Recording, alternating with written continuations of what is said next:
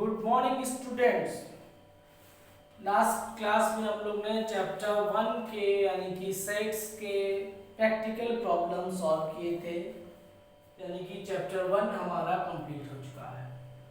आज हम लोग नया चैप्टर स्टार्ट करते हैं, chapter 2 relation and function. Relation and function जो है ये चैप्टर आपका सेट से ही रिलेटेड है। हमने सेट्स के बारे में पढ़ा, अब हम इस चैप्टर में पढ़ेंगे कि दो सेट्स के बीच में क्या रिलेशन हो सकते हैं और उन रिलेशंस के क्या फंक्शन हो सकते हैं। रिलेशन एंड फंक्शंस चैप्टर का नाम है हमारे। तो इसमें सबसे पहले चीज जो हमें पढ़ना है Cartesian product of a set. तो इसको समझने के लिए जो है सबसे पहले हम एक एग्जांपल लेते हैं। जैसे एक एग्जांपल सेट ए है, ये है आपका रेड एंड ब्लू, और सेट बी मान लेते हैं हम लोग पैंट, शर्ट एंड कैप। बहुत ध्यान से इसे समझने की कोशिश कीजिएगा कि सेट ए जो है हमारा रेड और ब्लू दो कलर का सेट है। सेट बी जो है हमारा पैंट शर्ट कैप यानी कि कपड़ों का क्लॉथ का एक सेट है जिसमें पैंट है, शर्ट है और कैप है। अब जो है कार्टेशियन प्रोडक्ट का मतलब ये होता है कि इन दोनों के कॉम्बिनेशन से क्या क्या पेयरिंग की जा सकती है। जैसे अगर हम समझने की कोशिश करें तो जैसे रेड कलर का हमारा पैंट हो सकता है, इसी तरीके से रेड कलर का हमारा शर्ट हो सकता है, इसी तरीके से रेड कलर का हमारा कैप हो सकता है, इसी तरीके से ब्लू कलर में आते हैं तो ब्लू कलर का हमारा पैंट हो सकता है, ब्लू कलर में शर्ट हो सकती है और ब्लू कलर में ही हमारा कैप हो सकता है। तो इस तरीके से हम देखें अगर तो सेट ए कलर को रिप्रेजेंट कर रहा है और सेट बी जो है वो क्लॉथ्स को रिप्रेजेंट कर रहा है। तो इन कलर और क्लॉथ का अगर हम कॉम्बिनेशन देखें, जो पॉसिबिलिटीज देखें कि कौन सी चीज कैसे हो सकती है, तो हम क्या पा रहे हैं, रेड कलर में हम पैंट भी हो सकता है, रेड कलर में शर्ट हो सकता है, रेड कलर में कैप भी हो सकता है, ब्लू में पैंट हो सकता है, ब्लू में शर्ट हो सकता है और ब्लू में कैप हो सकता है। तो ये जो आपका एक एक दिख रहा है अलग अलग कॉम्बिनेशन, इसको बोला जाता है सेट की भाषा में ऑर्डर पेयर। क्या बोला जाता है? Order pair. Order pair. और दो सेट के जितने भी पॉसिबल ऑर्डर पेयर होते हैं, अगर उनको हम एक सेट के फॉर्म में रिप्रेजेंट करते हैं तो कहलाता है आपका कार्टेशियन प्रोडक्ट। क्या कहलाता है? Cartesian product. कार्टेशियन प्रोडक्ट मतलब जितने भी पॉसिबल ऑर्डर पेयर हैं उनको आप एक सेट के फॉर्म में रिप्रेजेंट कर दें तो वो आपका कहलाता है कार्टेशियन प्रोडक्ट। अब कार्टेशियन प्रोडक्ट का अगर हम प्रॉपर डिफिनेशन देखते हैं तो given two non empty set A and B, the Cartesian product is defined as P cross Q। Cartesian product को हम P cross Q यानी कि A cross B is the set of all order pair of element from A and B। जैसा कि हमने आपको बताया कि जितने भी पॉसिबल ऑर्डर पेयर बनाए जा सकते हैं उनको जब हम एक सेट के फॉर्म में रिप्रेजेंट करते हैं तो वो कार्टेशियन प्रोडक्ट कहलाता है। देखिए इसका ये सेट बिल्डर फॉर्म में डिफिनेशन है, A cross B is equal to P comma Q, P is belong to A and Q is belong to B। अब जैसे ये हमारा पर्टिकुलर था, इसको हम कार्टेशियन प्रोडक्ट के फॉर्म में लिखना चाहते हैं, तो बस A cross B is equal to आपका हो जाएगा red pant, red shirt,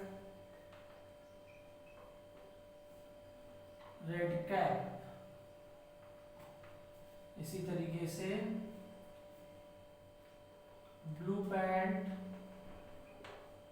blue shirt and blue cap.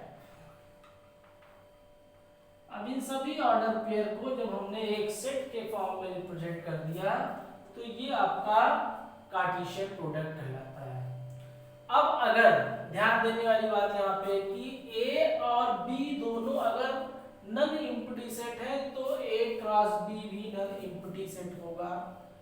अब अगर इन दोनों में से आइदर A आइदर B दोनों में से कोई भी एक सेट अगर एम्प्टी सेट है, जैसे मान लीजिए A जो है if A is equal to 5 then A cross B is also 5, or if B is equal to 5 then A cross B is equal to also 5। Simply कहने का मतलब ये है कि अगर A और B में से कोई भी एक सेट अगर एम्प्टी सेट है तो A क्रॉस B भी आपका एम्प्टी सेट होगा। तो सिंपल सी बात यह है कि अगर दोनों नॉन एम्प्टी सेट है तो हमारा A क्रॉस B भी नॉन एम्प्टी आएगा, मतलब कार्टेशियन प्रोडक्ट भी नॉन एम्प्टी आएगा। दोनों में से कोई भी एक एम्प्टी सेट है तो हमारा जो है A क्रॉस B भी एम्प्टी सेट आएगा। अब इसके रिगार्डिंग जो है कुछ प्रॉपर्टीज या कुछ रिमार्क है उसे ध्यान देने वाली बात है कि जैसे अगर number of element of A जो है वो n है, n ना रख के p मान लेते हैं, और नंबर ऑफ एलिमेंट जो B जो है वो q है, तो number of element in A cross B जो होगा वो p इंटू q होगा। कहने का मतलब ये है कि अगर सेट A में 2 एलिमेंट हैं और सेट B में 3 एलिमेंट हैं तो जो total element A cross B में होंगे वो 6 होंगे। क्या काउंट कर लीजिए यहाँ पे देखिए ये 2 है, यहाँ पे ये 3 है, इसमें कितना है 1 2 3 4 5 6, 2 इंटू 3 कितना होता है 6 होता है।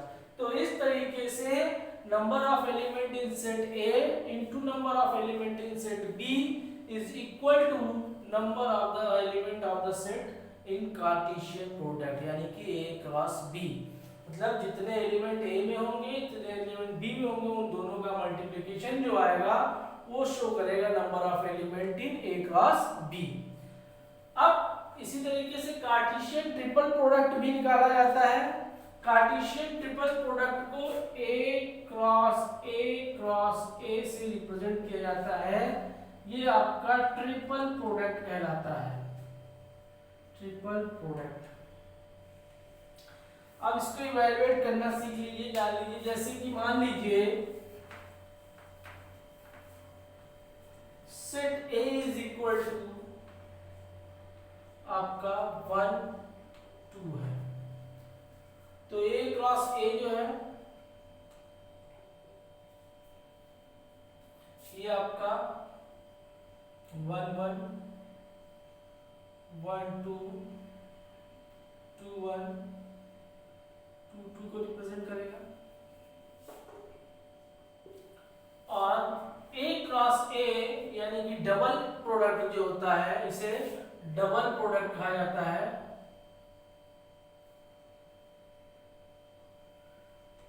ये 2 डायमेंशन ज्योमेट्री को रिप्रेजेंट करता है, इसको 2 डायमेंशनल ज्योमेट्री। और इसी का जो हम ट्रिपल प्रोडक्ट निकालेंगे A क्रॉस A, तो इसको फिर से A से क्रॉस प्रोडक्ट निकालेंगे, तो उसमें जो है आपका ये 1 1 1 1 2 1 1 1 2 और 1 2 2, इसके अलावा 2 1 1 2 1 2, इसके अलावा 2 2 1 और 2 2 2। अब देखो ए में कितना एलिमेंट है? 2, तो ए क्रॉस ए में कितने एलिमेंट आने चाहिए? 2 2 इंटू 2 यानी कि 4, तो 1 2 3 4।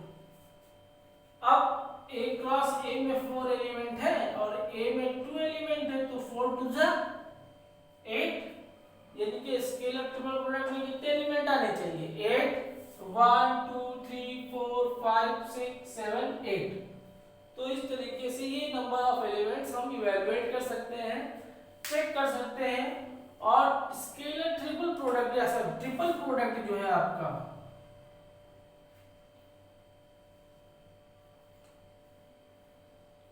ट्रिपल प्रोडक्ट जो है ये 3 डायमेंशन,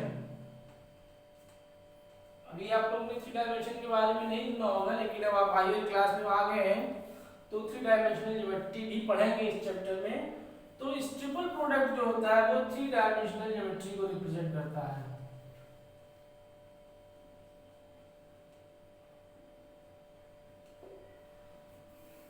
ठीक बच्चों, तो ये आपका हमने देख लिया कि किस तरीके से कार्टेशियन प्रोडक्ट निकालते हैं, किस तरीके से हम डबल प्रोडक्ट निकालते हैं, किस तरीके से ट्रिपल प्रोडक्ट निकालते हैं, नंबर ऑफ एलिमेंट कैसे डिसाइड करते हैं कि ट्रिपल प्रोडक्ट में कितने एलिमेंट होंगे या डबल प्रोडक्ट में कितने एलिमेंट होंगे।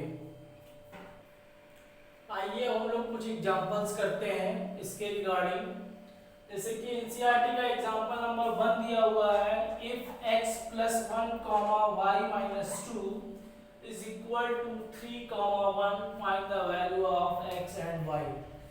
तो सिंपल सी बात है, अगर दो ऑर्डर पेयर हैं, जरा पहले समझ लीजिए इसको कि अगर दो ऑर्डर पेयर हैं, एक x, y है, दूसरा p, q है। अगर ये दोनों ऑर्डर पेयर इक्वल है तो इसका मतलब ये हुआ कि करस्पॉन्डिंग फर्स्ट एलिमेंट आपस में इक्वल होंगे और सेकंड एलिमेंट आपस में इक्वल होंगे, तभी दो ऑर्डर पेयर इक्वल माना जाता है।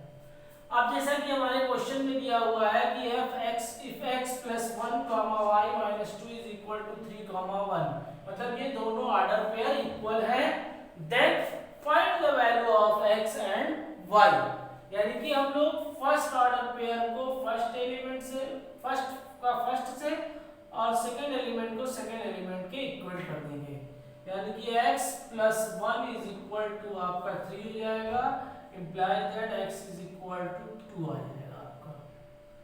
इसी तरीके से y - 2 = 1 हो जाएगा, implies that y = 3 आ जाएगा। तो इस तरीके से सिंपली x और y की वैल्यू हम निकाल सकते हैं। तो एक नंबर में इस टाइप के क्वेश्चन आते हैं, तो ये एक आपका क्वेश्चन हो गया। अब आते हैं एग्जांपल नंबर 2 पे। एग्जांपल नंबर 2 हमारा दिया हुआ है, if p = a b c, एक सेट है p, दूसरा सेट है q = r, जिसमें सिर्फ एक ही एलिमेंट है। Form the set p and q, यानी कि p क्रॉस q बनाना है एंड q क्रॉस p बनाना है। तो देखिए बच्चों, p क्रॉस q में p का एलिमेंट आगे रहेगा, q का एलिमेंट ऑर्डर पेयर में पीछे रहेगा। मतलब इस तरीके से कहा जाए कि अगर p क्रॉस q कर रहे हैं तो ऑर्डर पेयर का पहला एलिमेंट सेट p से होगा और दूसरा एलिमेंट सेट q से होगा। और अगर हम q क्रॉस p कर रहे हैं तो ऑर्डर पेयर का पहला एलिमेंट सेट q से होगा और दूसरा एलिमेंट सेट p से होगा। अब बनाते हैं पहले p क्रॉस q, जैसा कि हमने बताया कि पहला एलिमेंट सेट p से रहेगा, यानी कि a, r, फिर b, r, फिर c, r।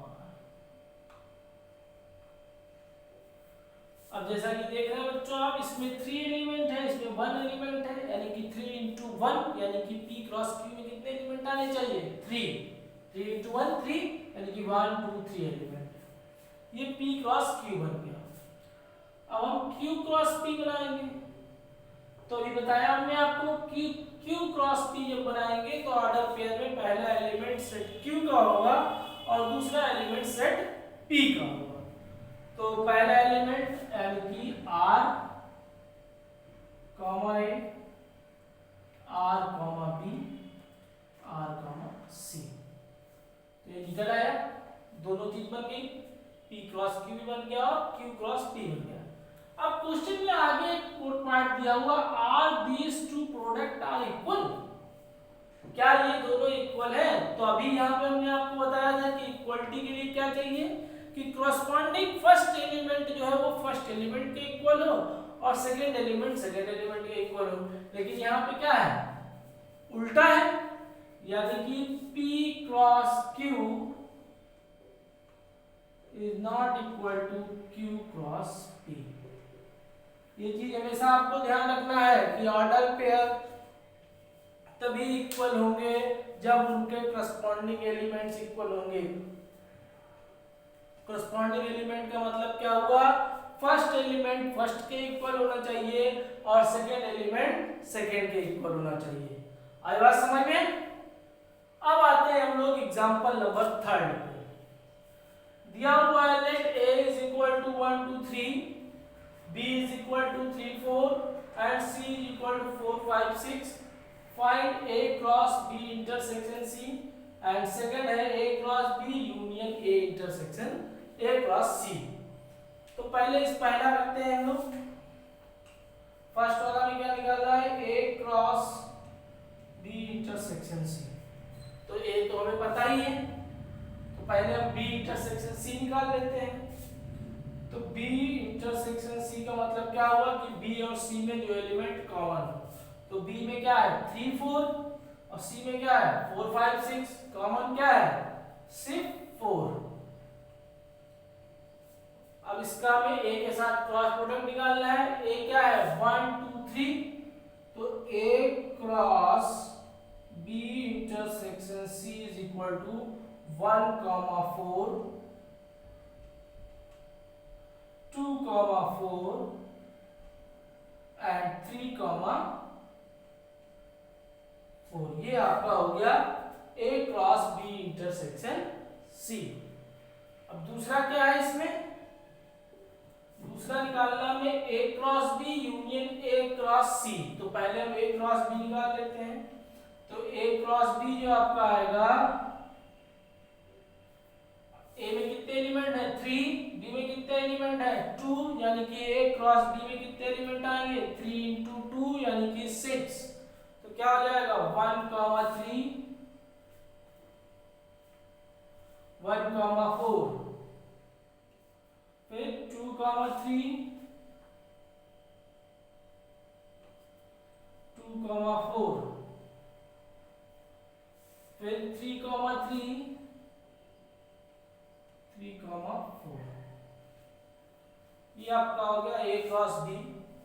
उसके बाद क्या निकालना है, A क्रॉस C निकाल लीजिए, A क्रॉस C, तो ये A है ये C है, A में कितने एलिमेंट है 3, C में कितने एलिमेंट है 3, तो A क्रॉस C में कितने एलिमेंट आएंगे 9, यानी कि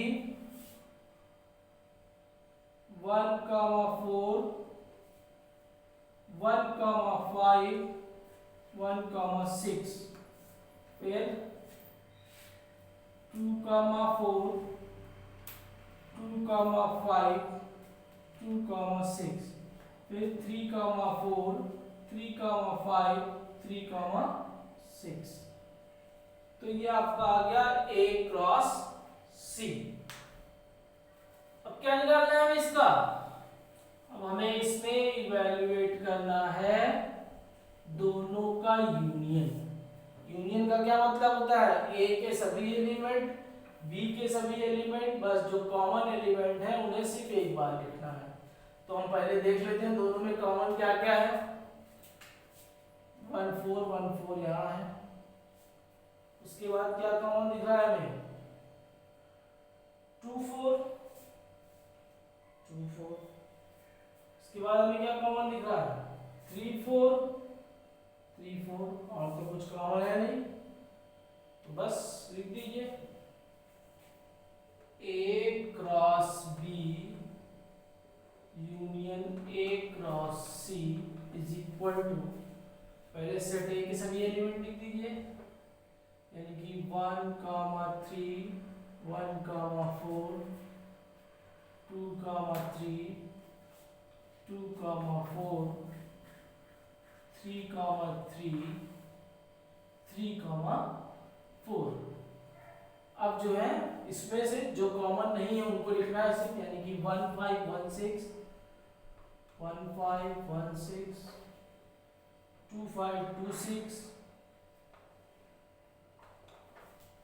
इसके बाद 3 5 3 6 3 5 3 6। तो इस तरीके से ये इवेल्यूएट थोड़ा लेंथी था लेकिन बहुत आसान है, बस आपको एलिमेंट्स ध्यान देना है कि कौन सा एलिमेंट है, कुछ मिस नहीं होना चाहिए। तो इस टाइप के भी क्वेश्चन आपको एग्जाम्स में मिलते हैं। आइए हम देखते हैं एग्जांपल नंबर 6। दिया हुआ है if a cross b is equal to p q p r m q m r, find a and b। मतलब यहाँ पे हमें कार्टेशियन प्रोडक्ट दिया हुआ है, हमें उससे सेट निकालना है। तो जैसा कि हमने बताया कि अगर a क्रॉस b लिखा हुआ है तो जितने पहले फर्स्ट एलिमेंट है वो a से बिलोंग करेंगे और सेकंड एलिमेंट जो है वो b से बिलोंग करते हैं। तो हम इन्हीं ऑर्डर पेयर के एलिमेंट्स अलग अलग कर लें। a से जो बिलोंग करेगा आपका p p m m। अब जैसा कि हम लोग जानते हैं सेट में एक एलिमेंट एक ही बार रिप्रेजेंट किया जाता है, यानी कि क्या हो जाएगा p m।